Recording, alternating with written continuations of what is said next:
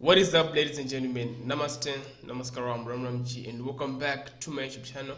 I'm gonna check out Hinduism versus Buddhism. It's more like we're checking out the similarities and the differences between them. As we know, like I think there's a lot of similarities, and it is said this is probably maybe true or not true that maybe Buddhism came from Hinduism or is some part that came from it. But you can tell me what you think in the comment section down below. Let's go. Welcome to Koi's Corner, a channel for personal and spiritual growth. If you enjoyed this video, please feel free to like, subscribe, and leave me a comment letting me know why. I get many questions very often on what the differences are between Buddhism and Hinduism, and if it matters, why it matters, and how we can use them to discover which philosophy and which religion fit best for our practices, and how we can take what we need from them to help embrace our path and grow from within in a way that we might not have been able to access before. So today we'll be talking about Buddhism versus Hinduism and the differences between the two as well as similarities. Now I for one am a major advocate for both of these philosophies, especially when we're diving into the nature of self and finding spiritual practices that help us understand our place here amongst the stars. But to begin, we have to understand that Buddhism grew out of Hinduism, the same way that a branch grows off of a tree. It might appear different, it might seem different, but the majority of it, and the majority of Buddhism, very deep-rooted areas of Buddhism, are identical to those in Hinduism. So if you are practicing Buddhism or practicing Hinduism, or interested in one versus the other, it's nice to know that both philosophies share a lot of commonalities versus their many differences. So to begin, let's start with where Buddhism and Hinduism do see eye to eye. Both of them do agree, using different linguistics and terms, that in essence, suffering is caused by clinging, that we do suffer due to the delusion of our limited temporal nature in Maya, in this illusory reality that we are limited, that we want things to be a certain way, because we cannot let go, because we cannot learn to see the true nature of what we are. And to release our addiction with this ego self, we suffer. But they agree that there's a way out of this suffering. And when we attain this way out, we have in Buddhism attained enlightenment or nirvana, whereas in Hinduism we have attained moksha. Now going along with this, they both also agree loosely in the idea of reincarnation. They might disagree with the idea of a soul or no soul in Buddhism, known as anatta, but essentially they agree that we are stuck in a cycle of samsara, in a cycle of life and death, pain and suffering, so long as we do not awaken to our true nature.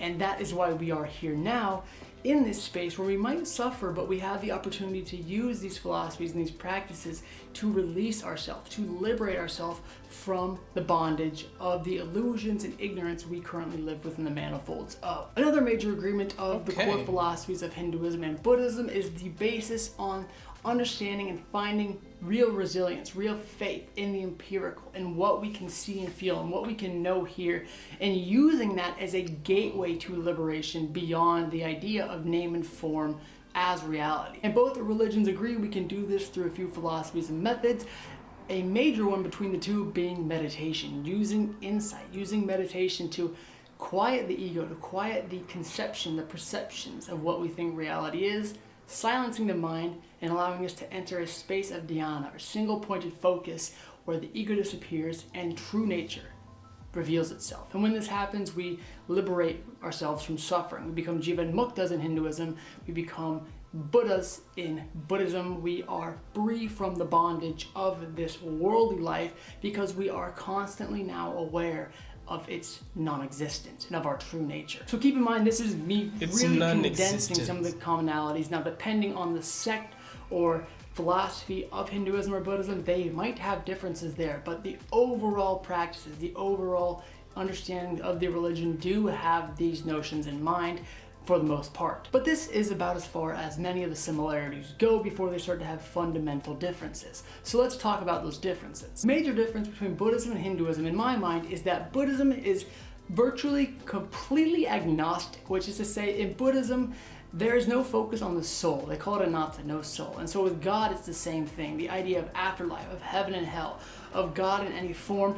Not only do they not think it exists, but they don't care even if it does exist. They say we are here and now. We are illusory. We are stuck in suffering because we cannot let go. We cannot just be with reality as it is and enjoy this experience by living a right life, a compassionate life. We are focused on the idea of gods and things like that, and that takes us out of practice. So they don't care if there is a God or not. They go as far as to say it does not matter if there is a God or not, there's a heaven or hell or not. We are here now. Let us focus on what we are doing here and now, so that we can truly awaken, because that's what matters. Whereas Hinduism is polytheistic monism, which means that Hinduism has many different gods, many faces, Ganesha, the remover of obstacles, many different complexions and symbolisms to represent them. And these gods represent aspects of humanity, of us, of our reactions and interactions, and in areas of life in which we need to grow or improve or dedicate ourselves to or let go.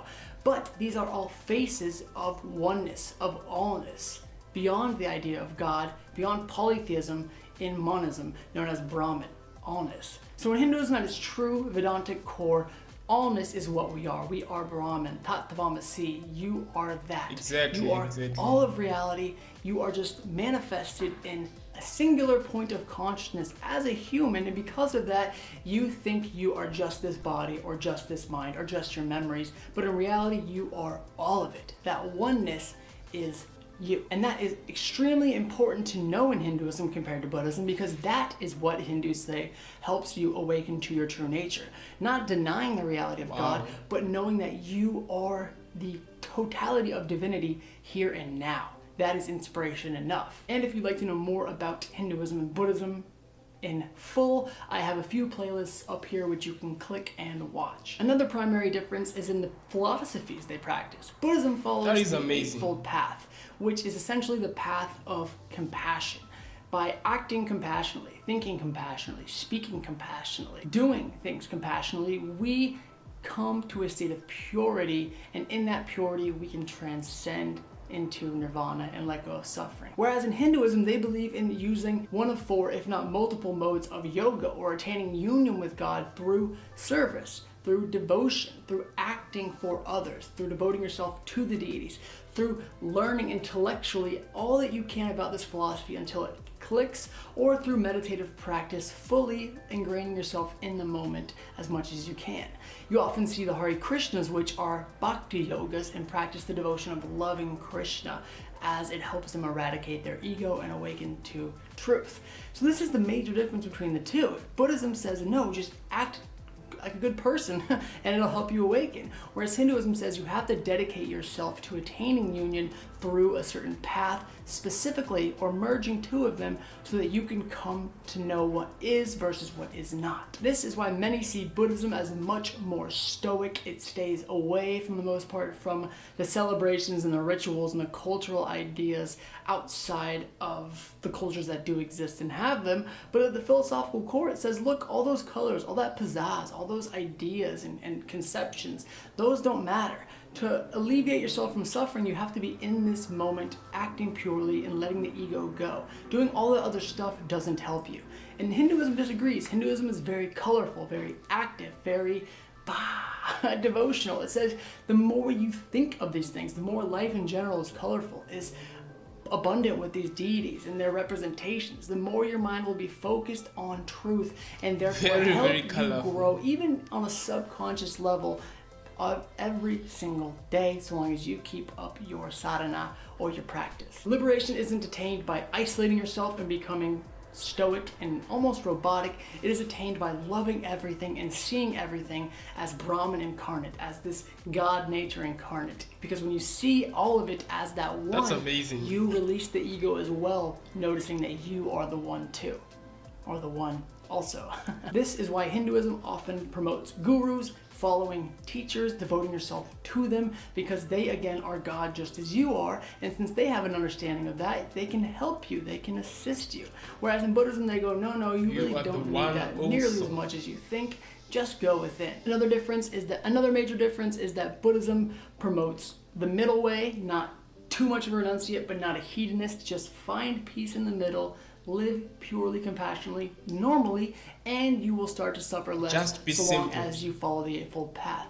Whereas Hinduism views life through the four permissibles, saying, look, you can, as you're growing in life, have a family, take care of them, acquire wealth, enjoy the sense experiences, and then once you have had your worldly fill, renounce everything, drop it all since you've had that experience, and attain realization, seeing that that wasn't the end of the line, that your desires kept going in that world, so that when you see that, you can return to renunciation, devote yourself fully to awakening, and do so. And finally, the biggest idea and the biggest difference is that Buddhism negates and throws away the idea of infinite consciousness. Buddhism doesn't believe in one infinite conscious reality that is Brahman.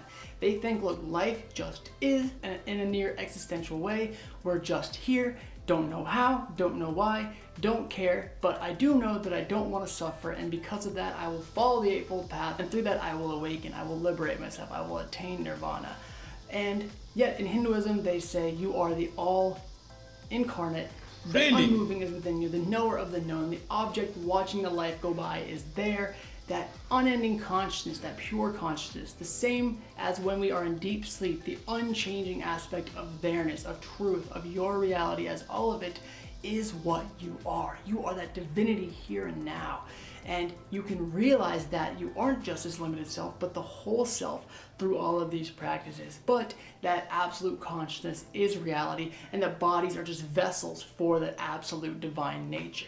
And that's really the core major aspects and differences between Hinduism and Buddhism that I thought would be important to share with you guys and help you understand them on a deeper level, using them to practice and grow as well. If you have any questions or comments on Buddhism or Hinduism, please feel free to like, subscribe, and leave those down below. I would love to do my best to answer them. And as always, I'll see you guys amazing, next time. man. Ram Ram. I mean, this was actually amazing. He explained everything. And I think anybody can understand this. Anybody can understand what exactly he's talking about. And the basics, the similarities, the differences between the two, it was quite spot on. And I mean, Buddhism is quite, I think they just don't want any, anything to distract them. Like what he was saying, like it's all about all these things that are around us, man. They will distract you in a way. What you're supposed to do is just live the best way possible that you can, in the best way without bothering anybody, without making any issues, live the best that you can peacefully, and all these things about, do we have a God? Do we have someone who's out there, infinite, anything that is out there? We don't care. We're just going to do this in this way. Peacefully, we live the best way that we can without bothering anybody, and that's it. And I mean, Hinduism, I've related to a lot to Hinduism, so obviously you guys know, and I mean, that was amazing, honestly. I did got to understand and got to know things that I didn't know. Much love to you guys. I appreciate you all. I'll see you next time. Tell me what you think in the comments down below. Peace.